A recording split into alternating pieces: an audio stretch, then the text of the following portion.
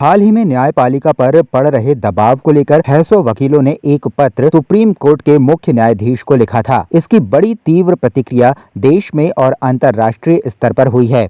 जिन हरीश साल्वे ने न्यायपालिका पर दबाव होने की बात कही, उनका कितना प्रभाव न्यायपालिका और सरकार पर है, यह किसी से छुपा नहीं है।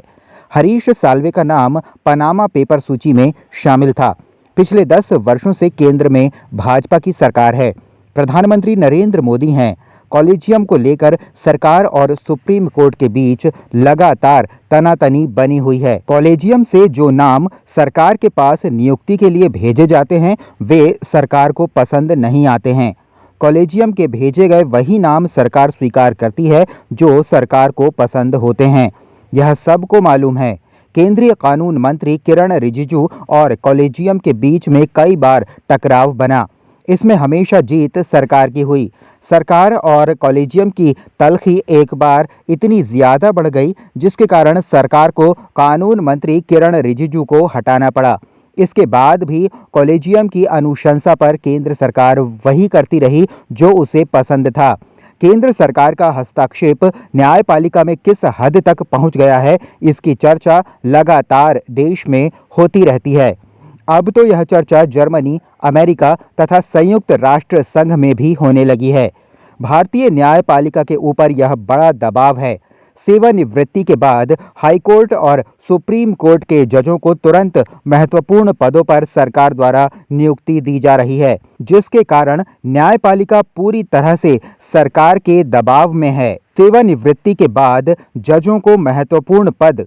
राम जन्मभूमि मंदिर के फैसले में 5 जजों की बेंच थी। उसमें justice Ranjan Gogoi, Ashok Bhushan, justice S C. Bobde, justice S. Abdul Nazeer और जस्टिस डी.वाई. चंद्रचूड़ थे। सरकार ने इन्हें उपकृत करने की कोई कोर कसर नहीं छोड़ी। रंजन गोगोई जब मुख्य न्यायाधीश बने थे, इनके ऊपर एक महिला ने यौन शोषण के आरोप लगाए। सरकार ने इन्हें बचाया। यौन शोषण के आरोप की सुनवाई गोगोई साहब की बेंच में हुई। यह भी भारतीय न्यायपालिका का एक इतिहास है। इस सुनवाई में जस्टिस अरुण मिश्रा भी शामिल थे। एक दिन की सुनवाई में जस्टिस गोगोई को निर्दोष घोषित कर दिया गया। जैसे ही जस्टिस रंजन गोगोई सेवानिवृत्त हुए, उन्हें सरकार की कृपा से राज्यसभा की सीट मिल गई। दूसरे जज अशोक भूषण साहब थे। 2 जुलाई 2021 में सुप्रीम कोर्ट से रिटायर हुए। नवंबर 2021 में Indian national company law appellate tribunal का अध्यक्ष बना दिया गया। इन्हें भी कुछ माह के अंदर पुरस्कार मिल गया। मुख्य न्यायमूर्ति के पद से सेवानिवृत्त हुए एस.सी. बोबड़े साहब ने जरूर कोई पद नहीं लिया। राम जी की कृपा से सुप्रीम कोर्ट के मुख्य न्यायाधीश के पद पर वरिष्ठता के आधार पर डी.वाई. चंद्रचूड़ की नियुक्ति हुई। वे सुप्रीम कोर्ट के मुख्य न्यायाधीश के पद पर हैं। 5वें जस्टिस एस. अब्दुल नज़ीर मुस्लिम होने के नाते सुप्रीम कोर्ट में पदस्थ हुए थे। जस्टिस अब्दुल नज़ीर 2 मुस्लिम जजों को जिसमें सुपरसीट करने सुप्रीम कोर्ट के जज बने थे। 4 जनवरी 2023 को रिटायर होने के बाद इन्हें 24 फरवरी 2023 को आंध्र प्रदेश का राज्यपाल बना दिया गया। सरकार ने जिस तरह से न्यायपालिका के न्यायाधीशों को लालच और दबाव के बल पर न्यायपालिका के अंदर सरकार की दखल अंदाजी को बढ़ा दिया है, उसके बाद से हाई कोर्ट और सुप्रीम कोर्ट में न्यायाधीशों के मन में यह धारणा बन गई है कि सरकार के पक्ष में फैसला देने पर सेवानिवृत्ति के बाद अच्छे पद और राजनीति में भी कैरियर बनाया जा सकता है। सरकार के खिलाफ फैसला देने का खामियाजा उन्हें भुगतना पड़ सकता है। पिछले कुछ वर्षों से देश की किसी भी हाई कोर्ट से सरकार के खिलाफ कोई फैसला आया हो, ऐसा दिखता नहीं है। हाई कोर्ट के जज तारीख पर तारीख देकर मामले को टालने का प्रयास जरूर करते हैं। सुप्रीम कोर्ट में भी कई वर्षों तक याचिकाओं की सुनवाई नहीं हो पाने का रिकॉर्ड भी इस समय पर बना है।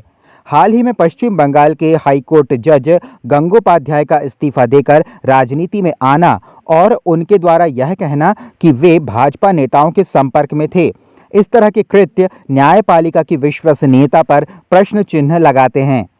बाबरी मस्जिद का मुकदमा 1992 से सीबीआई की विशेष न्यायालय में चल रहा था। सुरेंद्र कुमार यादव की कोर्ट से सारे आरोपियों को निर्दोष घोषित कर दिया गया। यह फैसला किस तरह से हुआ यह सभी को पता है। निर्णय के बाद यादव जी को उत्तर प्रदेश का लोकायुक्त बना दिया गया। बाबरी मस्जिद गिराने के पूरे साक्ष्य मौजूद थे। जो आरोपी बाबरी मस्जिद को गिरा रहे थे उनकी तस्वीर और डिजिटल साक्ष्य भी प्रमाण स्वरूप थे। यादव साहब की विशेष अदालत ने उन्हें सबूत नहीं माना।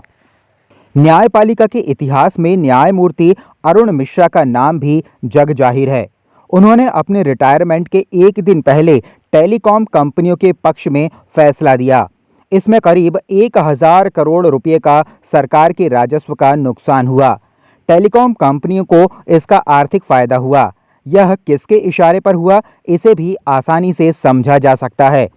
एडवोकेट प्रशांत भूषण सरकार और कॉरपोरेट कंपनियों के लिए किरकिरी बने हुए थे। अरुण मिश्रा साहब ने मानहानि के एक मामले में 1 रुपये का जुर्माना लगाया था। जस्टिस अरुण मिश्रा भी रंजन गोगोई के खिलाफ यौन उत्पीड़न उस बेंच के सदस्य थे। एक दिन के अंदर सुनवाई में गोगोई जी को क्लीन चिट मिल गई थी।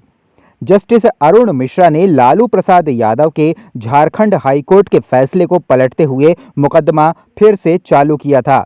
जस्टिस अरुण मिश्रा का नाम सहारा और बिरला केस में भी जुड़ा, जिसमें कई राजनेताओं के नाम थे जिन्हें पैसा दिया गया था। गुजरात के आईपीएस अधिकारी संजीव भट्ट को लेकर इन्होंने क्या फैसला दिया है सबको पता है। सुप्रीम कोर्ट के न्यायमूर्ति एम खानविलकर साहब ने सुप्रीम कोर्ट में केंद्रीय प्रवर्तन निदेशालय के पीएमएलए कानून में कई धाराएं जोड़ दी। उसके बाद केंद्रीय प्रवर्तन निदेशालय को इतनी शक्ति मिल गई कि न्यायालय की शक्तियां उसके सामने फीकी पड़ गईं। न्यायपालिका के इतिहास में इसे ड्रैकोनियन कानून माना जाता है। भारत सरकार ने अब जस्टिस खानविलकर को भारत का लोकायुक्त बना दिया है। 2018 में जस्टिस सिंह को गुजरात का कार्यवाहक मुख्य न्यायाधीश बनाया गया था। इन्होंने ऐसे कई फैसले दिए जो तत्कालीन गुजरात सरकार को पसंद नहीं आए, जिसके कारण इन्हें गुजरात हाईकोर्ट से बॉम्बे हाईकोर्ट ट्रांसफर किया गया। बॉम्बे हाईकोर्ट से इन्हें कॉलेजियम के चीफ जस्टिस मद्रास हाईकोर्ट बनाने की अनुशंसा की। सरकार ने इन्हें मद्रास नहीं जाने दिया। सरकार ने इन्हें चीफ जस्टिस त्रिपुरा बनाया। ये वही जज थे जिन्होंने 2010 में अमित शाह की गिरफ्तारी के लिए सीबीआई को अनुमति दी थी। इसकी इन्हें समय समय पर सजा मिली। 2011 में इन्होंने मोदी जी की बात नहीं मानी थी। गुजरात सरकार की मर्जी के बिना आर.ए. मेहता को गुजरात का लोकायुक्त बनाया था, जिसके कारण यह सुप्रीम कोर्ट के जज भी नहीं बन पाए। इस तरह की कथा कहानी सुप्रीम कोर्ट परिसर में रोजाना सुनने को मिलती है। ऐसा लगता है केंद्र सरकार का न्यायपालिका पर दबाव कम हो रहा है।